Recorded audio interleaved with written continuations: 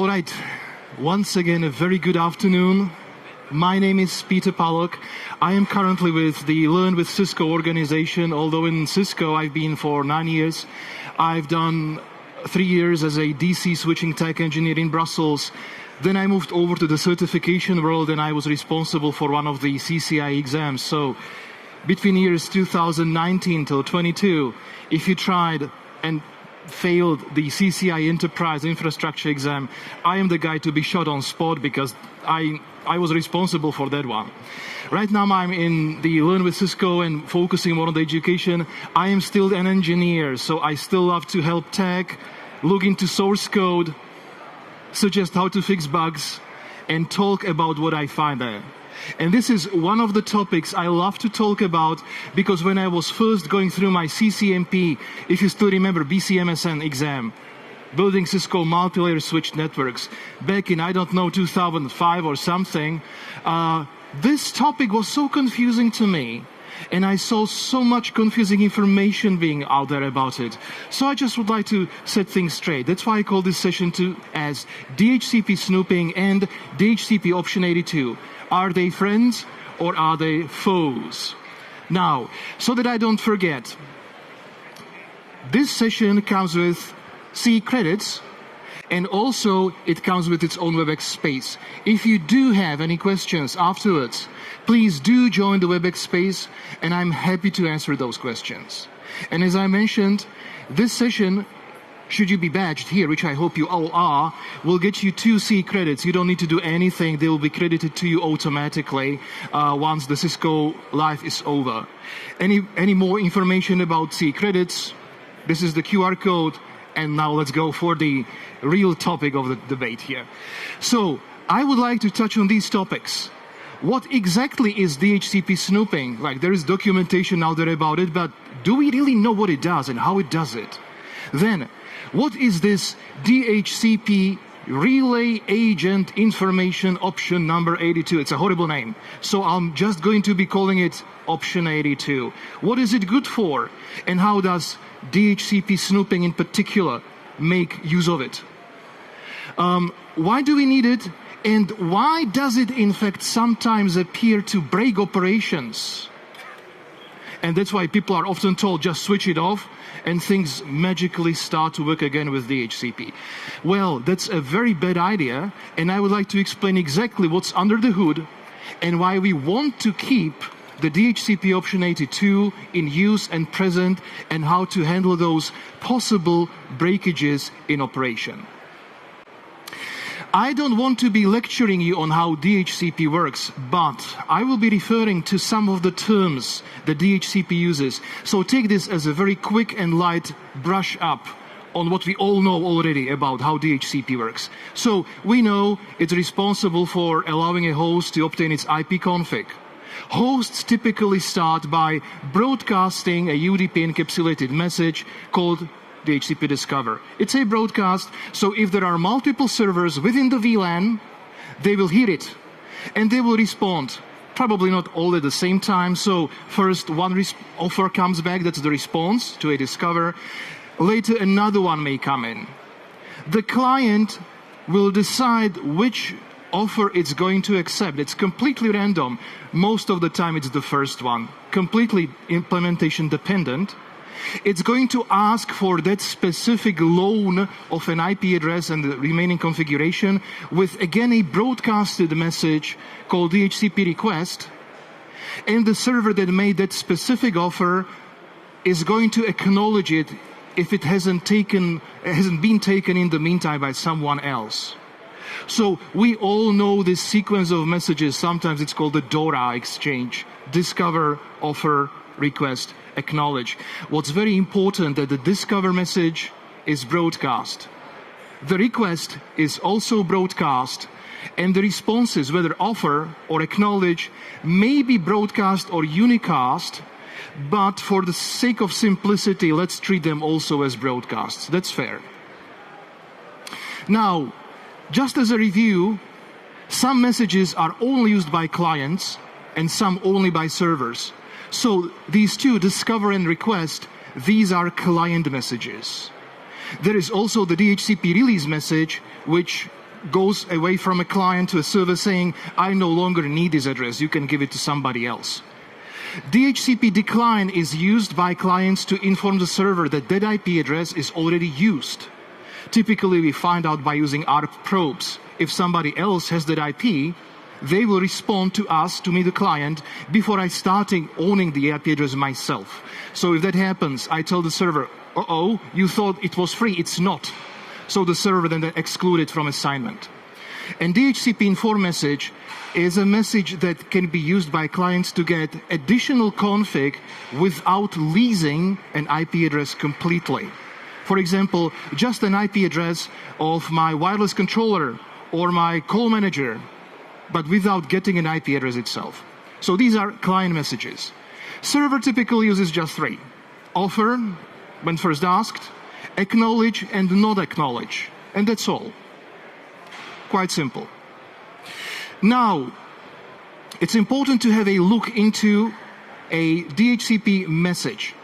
This is how it looks like. So it's a UDP-based message. The start is sometimes also labeled as the boot protocol or boot P because DHCP is really an extension of it. And what's very important here to also keep in mind that because DHCP is a broadcast-based service, it sort of comes with a limitation.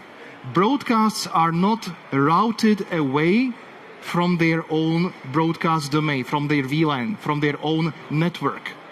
So this limitation alone would mean that you need to have a dedicated DHCP server inside every network that it serves, because the broadcasts would not be able to reach it otherwise. Of course, there is a solution. We have the DHCP relay or DHCP relay agent. Typically, it's a functionality implemented on routers. And here, what's captured here is really a packet that was intercepted by the router in the middle, which is configured to act as the DHCP relay. Everybody knows it, IP helper address, blah, blah, blah. That's DHCP relay. And what DHCP relay does is to listen to those broadcasts and repackage them as IP packets into unicasts. The sender of the new packet will be the relay agent itself. So if the relay agent there has an IP address of 10.0.11.1 toward the host, it would become the new sender of this repackaged packet. And the destination would be whatever DHCP server you configured. So here, let's assume that the server there, down, the DHCP server is 192.168.30.44. So DHCP relay turns this DHCP broadcast into a unicast and sends it to the server. It's also very important to notice that the relay agent signs itself into the body of the relay DHCP message. Wireshark, analyzes and displays the field, and it calls this as relay agent IP address. But if you were reading the RFC about DHCP, they call it gateway IP address or GIADDR. It's a little confusing because it's not necessarily the gateway that the host should be using, but it's the gateway that intercepted that message and turned it into a unicast. But keep this in mind. Relay agent IP address and GIADDR field are the same thing, just two names. And why is this important? That's because the DHCP server is going to use the value of this field to find the proper pool for you and serve you the proper address from that pool, and even go and respond back to that IP address. So this information there is quite important. And the second thing here is the client's own hardware address, so the MAC address really. And remember, it has to be written again inside this very DHCP message, because by the time it has gone all the way to the DHCP server, the original frame is gone. So I don't know the MAC address of the client anymore. So it's written here. And the name is client hardware address. So CHADDR, that's the client's MAC address. I want you to keep these two oddly named fields in mind. GIADDR is the relay agent. Client hardware address is the client's MAC, and it's inside the DHCP message. This is just an example how the response would look like. This is actually a DHCP offer coming back from the server. Now it's unicasted back to the relay agent, 10.0.11.1. And well, there's again those two fields that we have already commented on. So this is the operation of a DHCP relay agent, and that's what we use all the time, because we typically have a couple of centralized DHCP servers, not one sitting in every network that it serves.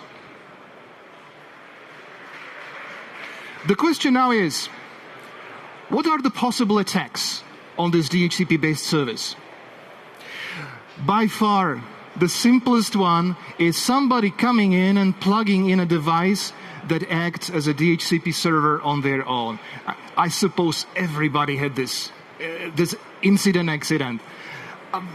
Somebody brings in a small integrated Wi-Fi router, dealing, TP-Link, whatever, even Cisco, configured to offer IP addresses, bam in the network, poof, everybody is gone. I mean, before I joined Cisco, I was a university teacher. I brought 4 classrooms down because I connected my laptop. It was running Linux with a DHCP server on. I brought down a network with this. And it, of course, can be inadvertent. It can be malicious. What else?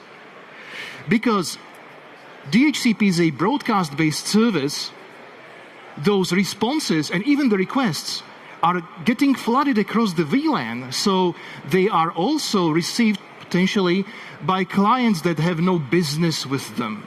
But they can look into them and they get information they don't need and they can abuse it somehow.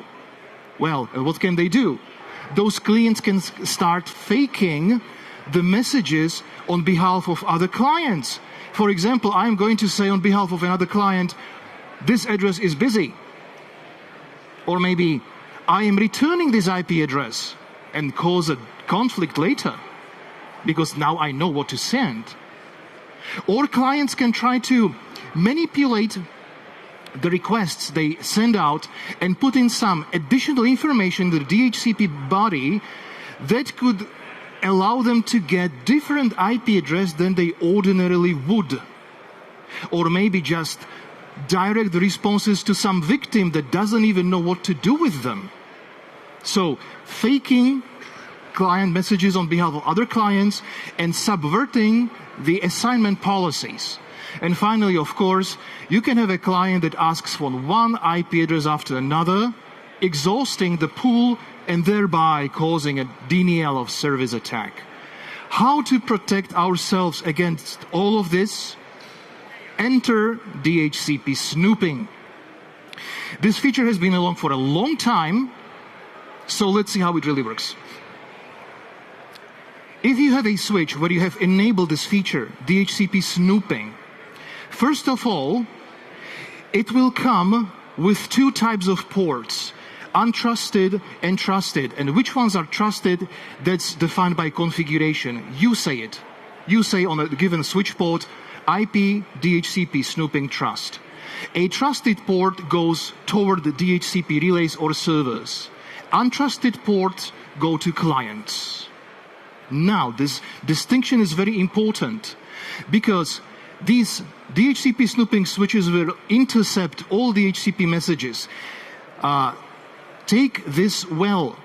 Even though those DHCP messages are broadcast on Ethernet level, on IP level, these switches will program their data plane so that they fully consume those packets and they punt them to their own operating system. No more flooding in the ASIC pipeline. We punt those, redirect those packets to the CPU. They won't leak.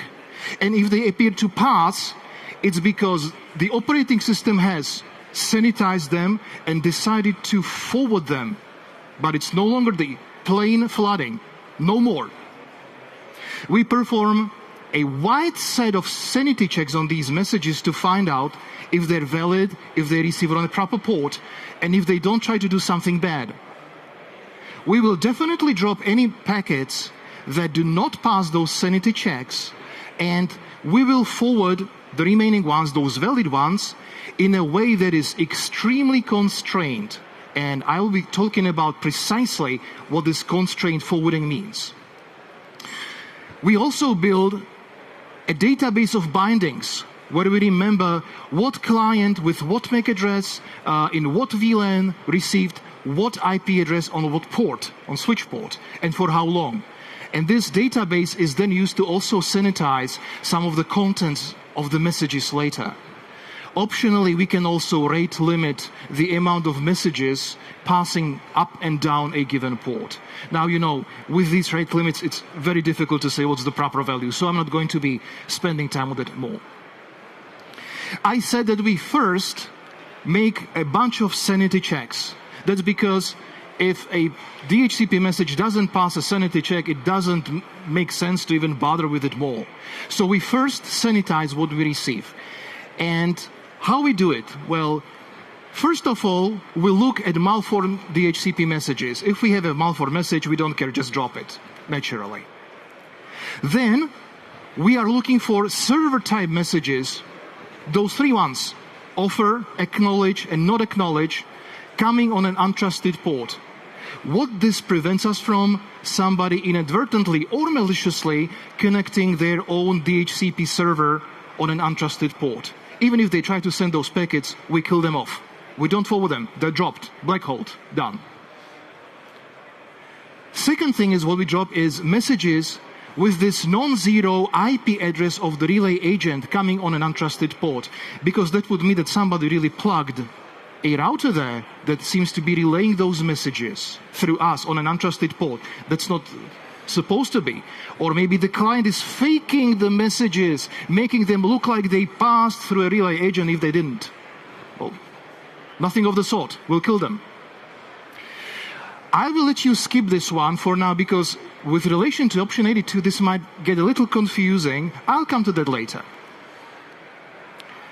We also drop messages received on an untrusted port where the sender MAC address of the whole frame doesn't match the client hardware address in the body of the DHCP message. In other words, somebody's faking messages on behalf of some other client, right? That's what we drop too. And finally, we also drop messages of the release and decline type where they have been received on a port that, according to the binding database, corresponds to a different client on a different port. So how he could have possibly moved without us noticing? This is, again, somebody faking those messages. So we kill those as well. Lots of thorough checks here. And this prevents us, as you can notice, from clients faking somebody else's messages, faking DHCP server messages, and faking DHCP relay agent messages. We still have something to prevent leaking of the information to the unnecessary ports. How do we do that? This is the constrained message forwarding. If I get a message on an untrusted port and I do all these checks and the message passes, a message from a client on an untrusted port needs to go to the server, right? So I can forward it out the trusted ports. Which are those? That's simple. They're configured as such. IP, DHCP, Snooping, Trust. So I know which they are. But not all the ports in the VLAN, not to the other untrusted ports, not to the other clients. So it becomes a limited communication just between the client and the DHCP server. Other clients don't see those exchanges, even if they are broadcast. And once a response comes back from a DHCP server, the switch tries to forward it only to the client, only to that one.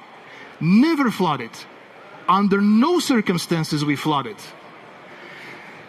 And now we have a problem. How do I precisely know, in a switch doing this DHCP snooping thing, where exactly the client sits? It may seem like, well, sure, MAC address table. Not that simple.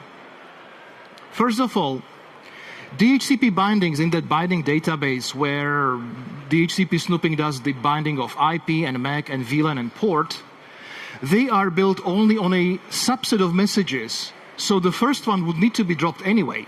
We couldn't get to this final phases of DHCP acknowledge. On top of it, the binding database is not used for forwarding, it's only used for sanitizing. And the MAC address table, by the time the response comes back, well, if it's a completely new client, it may not be programmed with the MAC address of the client yet. It takes some time, not necessarily seconds, but tens of milliseconds certainly. Or it may have been flushed in the meantime. You may have had some sort of rapid spanning tree topology change, or you just flush the MAC addresses. There's no certainty that the client's MAC address is in the MAC address table, and you don't want to flood. You don't want to flood. So what do? I'm going to make now a historical step sideways. In the good old broadband days, where we still had computers and sort of modems, think DSL or VDSL, and we had some magic devices on the service provider side of things, which are called the circus access units. When we abandoned point-to-point protocol and PPP over E, DHCP again started to be a viable way of assigning these broadband clients with their configuration. Now those broadband clients would be coming through these dedicated special devices, maybe DSLAMs, maybe L2TP network servers, maybe some other type of customer local loop aggregation devices. The problem was that the client identity, which you as a service provider needed, wasn't as far as reliable as you would believe, because those computers could be anything, their MAC addresses would be changing all the time. What you could trust were those circuit access units, because if you were a service provider, they were already yours. And what was already trusted was this access circuit through which the client was coming to you. So if there was a way to pass this information on where the client really connects to, because you knew that port and you knew what the client was on that port, and have your DHCP server assign addresses based on that instead of those MAC addresses, that could have been a possible solution for this problem on how to give broadband clients reliable IP addresses based on a different policy than just a MAC address, right? So in those times, these circuit access devices actually operated as routers and as DHCP relay agents. So they worked as this relay agent. They would capture the broadcast, turn it into unicast, but also they would insert an additional information about the client into those relayed messages so that the DHCP server could look at it and assign the address based on that value of that additional information about the client. That information was stored in this option 82, relay agent information option, to identify broadband clients. The format of the option 82 is, the way it's defined, it's flexible. It can contain one or more sub-options that define the client through different means. They can, for example, identify the specific access circuit, maybe an input port on that circuit access device. Maybe they can identify the client by the calling IP phone number. They may identify them by some sort of a virtual circuit, if this was still, I don't know, ATM, and so on. It's very free. Those types of sub-options are defined, but their value is only understood by the DHCP relay agent that inserted those. DHCP server will just look at the value as a complete string or a complete number. It will not try to make sense of it. It will just say, oh, I see this bogus thing here, so I'm going to assign an IP address based on the whole thing. And it would be the relay agent that would understand, oh, but it was this specific access circuit with the client, and it would only forward the response back there. One thing I didn't say was that the DHCP button.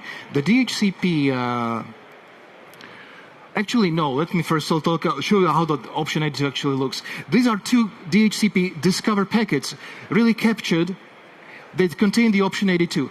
On the left side, this is an option 82 with just one of those sub-options. It's called agent remote ID, and there's some value there.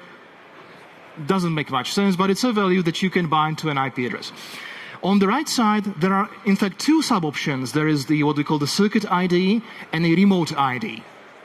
They could both be used. That's up to the policy of the DHCP server what it does.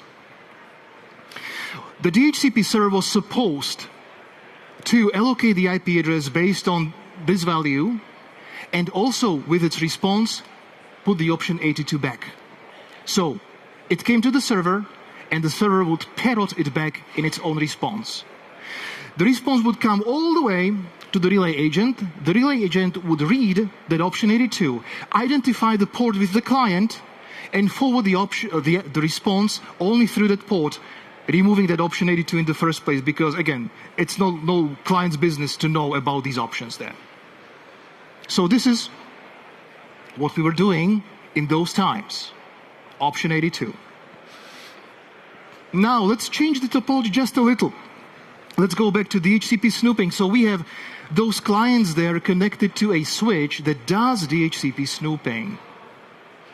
And we have this problem of forwarding a response from the server only to the client that asked for it, not to the other ones. Well, if the DHCP snooping was actually also, during this intercept, inserting a similar option 82, somehow identifying the port of the client into those packets, and they come back, then we could use it to forward that response only to that client. And that's precisely what we're using this circuit ID sub-option of option 82 in DHCP snooping. For the client packets coming on an untrusted port, we store the ID of that port in the circuit ID part and send it to the server. And when the DHCP server responds, we try to use the circuit ID to point back to that very port where the client is connected. But there's a small gotcha.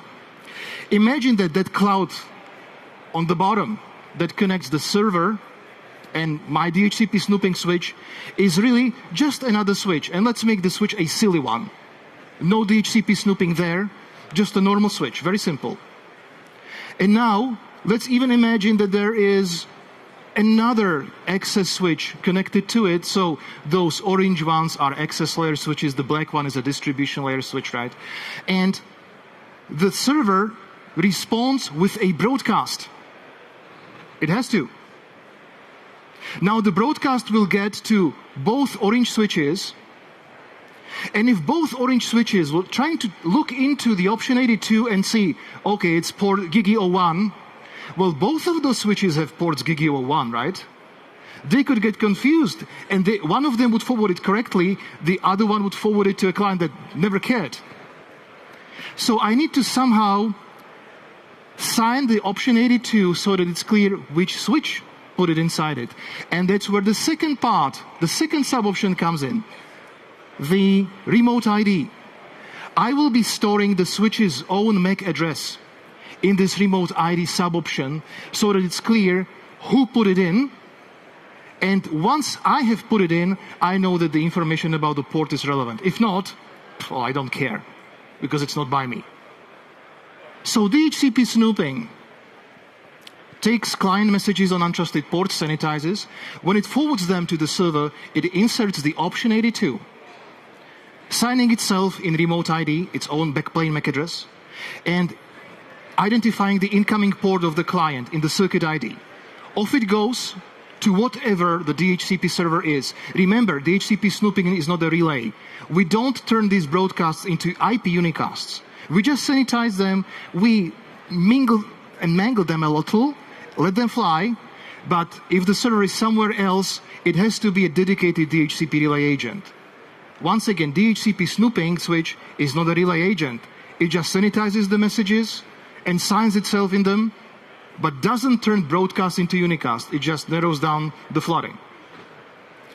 And once the server responds, The DHCP snooping switch uses the option 82 to find out if it is itself, and if so, where to forward the response. So, and this is probably going to be the worst slide here, the gory details of forwarding a message back to the client. How does it really work? Well, you can sort of follow the dots now. If option 82 is present in the response, then we as the DHCP snooping switch first check the value of the remote ID. If it matches my own remote ID, I am going to use the circuit ID to identify the port and forward the message to the client on that port. If the option 82 is not present because we have switched it off or the server didn't respond it back, or also if it's there but the remote ID doesn't match my own backplane MAC, I'm going to skip it. So I'm not going to use it. But I still try to forward it somehow. So I'm going to check the body of the DHCP message, look into the client hardware address field embedded inside the DHCP body, and look that one up in my MAC address table, hoping that I can find it there and forward it just there. Nowhere else, no flooding, even if it's broadcast. And if this client hardware address cannot be found, I will still look at the destination MAC of the overall frame itself, so in the Ethernet header. And I will do yet another lookup and try to find that destination MAC address in the MAC address table. Remember, a broadcast MAC address is never learned. You will never learn a broadcast MAC address, so we will never flood. You cannot flood. You won't flood. And of course, if I can find no match, even though I tried hard, I will drop the packet. The asterisk here means I use the port, means that I follow the classic switching rules. If by any chance the MAC address happens to be learned on the very port through which the response came in, I'm not going to send it back. That violates switching rules. So that's what I wanted to say here. Makes sense so far? So this is actually option 82 is a good thing, as it would seem. It helps me very intensely to narrow down the flooding scope of a response. Yes, sir? Is the remote ID, is that configured or that's assumed from the switch name? The question was whether the remote ID can be configured or if it's assumed from a value. It can be configured manually, but if it's not, I'm going to show you something here, and I'm glad you're asking. It's derived from my MAC address, and in fact, if you read this very closely, inside this one, we actually formatted in Cisco IO as a TLV. 00 is a type, 06 is length. What is 6 bytes? Well, it's a MAC address. Remember, F8, blah, blah, blah, 7380. Look here, this is from the very switch where I did this. This is show IP DHCP snooping. Here's my remote ID, 7380 at the end. That's it. That's what I'm putting myself as my signature in that remote ID. Yes, I can refine if necessary, but really not. It's not really a common practice.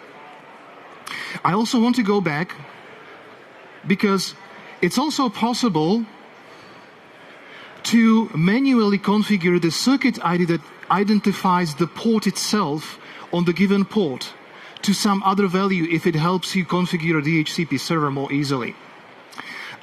Here, if you don't change it, we use the VLAN module port style. And again, 00 is the type that we identified, 4 is really the length, and this was VLAN 1, module 1, port 4. That's what it truly was, the client. Sometimes it's also possible to configure it to be a string. So this was the same switch where I captured it. I just forced the port to have a text string identifier. You cannot really tell from the hexa output, but if you check this, this is what I configured on the port, the TE104. It was a 3850 catalyst that I did this. So if it makes your life on the DHCP server easier, you can configure that. But once again, what's important here is that the only device that really understands what's hidden in it is the very switch that added it to the packet. DHCP server doesn't care, doesn't need to care.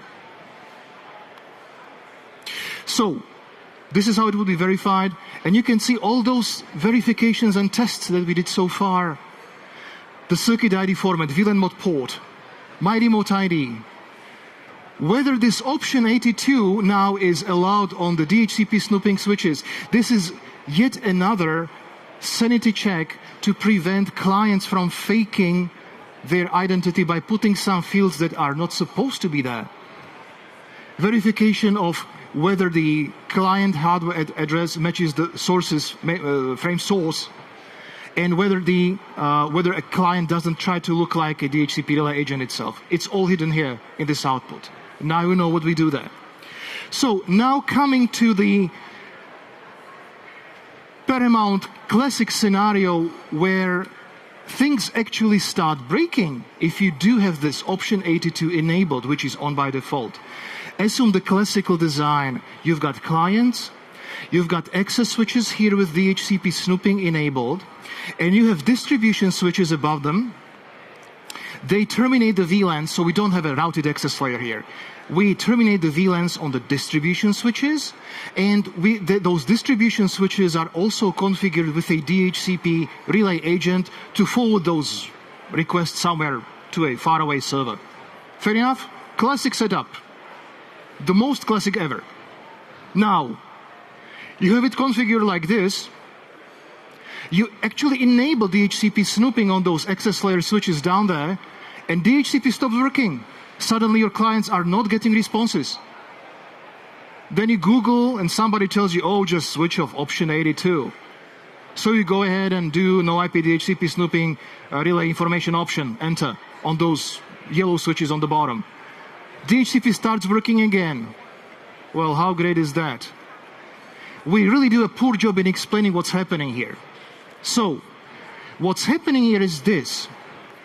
The access switches do precisely what we were talking about, sanitizing the messages and signing themselves in them by this option 82. But remember, those DHCP snooping switches are not relay agents. They don't turn IP broadcasts into IP unicasts. So they cannot fill in this gateway IP address field in those DHCP messages to any sane value. I mean, I remember times where those access layer switches had no IP address whatsoever. Remember 2950s catalysts. You could have only one SVI up. So they are not relay agents. They cannot fill in this gateway IP address field. And now, on these distribution layer switches, we follow the DHCP RFC to the letter, which says, well, if you receive a client packet that has this option 82 inserted, which is only of use with relay agents, but there is no relay agent itself identified by the IP address, oh, this looks suspicious, drop it. And this is operation done by agents and DHCP servers. And that's precisely what's happening. Our iOS DHCP relay agent and DHCP server implementation follows this rule, and we look into those packets, and if we see option 82 present, but relay IP address not present, we drop them. They are untrustworthy. And if you do debug IP DHCP server packet, you will see this. Relay information option exists, that the option 82, but gateway IP address is 0. That's precisely what we are trying to avoid. They don't trust it. How to solve this? You need to tell your DHCP relay agent, so those distribution layer switches, either on the interface with the clients, the IP DHCP relay information trusted command, or at the global level, IP DHCP relay information trust all. So you don't need to do it on all your routed interfaces. This might be getting a little confusing, but remember, when we're focusing on the distribution layer switches here, again, they are no longer DHCP snooping guys. They just assume that all that has to be sanitized was already sanitized. It's just that for them it's weird to see a packet that says a relay agent meddled with me by option 82, but didn't sign itself in this IP address field. That's why they drop it. So that's why I have to tell them it's okay because I'm using DHCP snooping to actually sanitize what comes into my network. It's okay to trust such packets. And once you configure this, your DHCP will start working again, and you will still keep all the advantages of option 82 helping the switch narrow down where the client is. So please don't disable option 82 because it's your friend. And I'd like now to know where is my mouse. Okay. A couple of closing remarks, really. This configuration is not needed if the switch that does DHCP snooping is also a relay agent on its own, which is typical when you have a routed access layer. So you terminate the SVIs right there. The switch is smart enough to know that, well, it's not going to reject itself, right? Why should it? And also, it's not necessary because sometimes I would also see some people would start DHCP snooping everywhere on all the switches just in case. Well, they sort of bypass this problem, but it's not really a sane method because once your packets have been sanitized at the edge, what's the purpose of sanitizing them by the same mechanisms again and again at the higher levels? So if you have routed access, if you have a collapsed distribution and access layer, or if you have SDA, you don't need to actually use this the command from the previous slide to tell the device to trust it. But with SDA, we actually have a different problem. Who of you has deployed software-defined access in your network? Hands up, please. Only very few. Okay. I'm going to talk without too deep details. In SDA, you may have multiple edge switches presenting the same VLAN as the end client see it. They are located in the same IP subnet. Those clients do not want to know if they have moved from one edge switch to another. The trick we do it with is what we call an Anycast gateway. We configure all those edge switches on the SVI with the same IP and with the same MAC. So the clients never know where they are really connected. And we also configure those SVIs with an IP helper address command to obviously forward the packets to the DHCP server. But remember what I just said. All those SVIs have the same IP address. So it's no longer clear which switch is which switch when we're responding from the server back to the relay agent that forwarded the packet in the first place. What do we do here? Option 82 to the rescue. Because what we do here is that we populate the remote ID no longer with the MAC address of the device, but rather with this Lisp RLOC IP address, which is the underlay IP address, really, a loopback that is configured on the router, which is unique.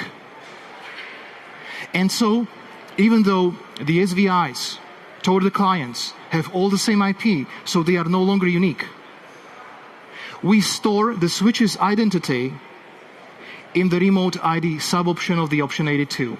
And that one is used later by the border nodes in SDA when they do the tunneling across the VXLAN to tunnel the response to the precise switch where the client lies.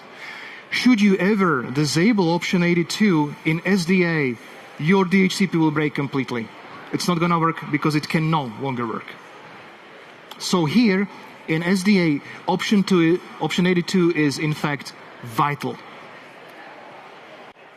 So, to conclude, DHCP snooping as a mechanism is very well thought to prevent most attack vectors on DHCP. And as a part of its operation, it tries to very meticulously identify where the client is, so that the communication can be made sort of in a multi-point-to-point, client versus server, never leaking it to the disinterested client. For this, we need the option 82.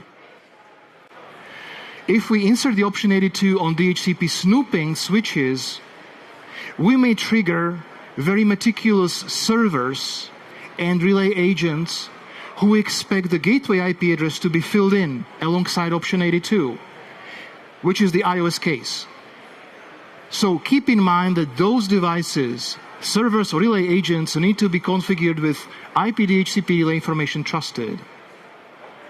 And once you do this, your DHCP runs fine, runs secure, and DHCP option 82 is and stays your friend. And so do I. Thank you very much.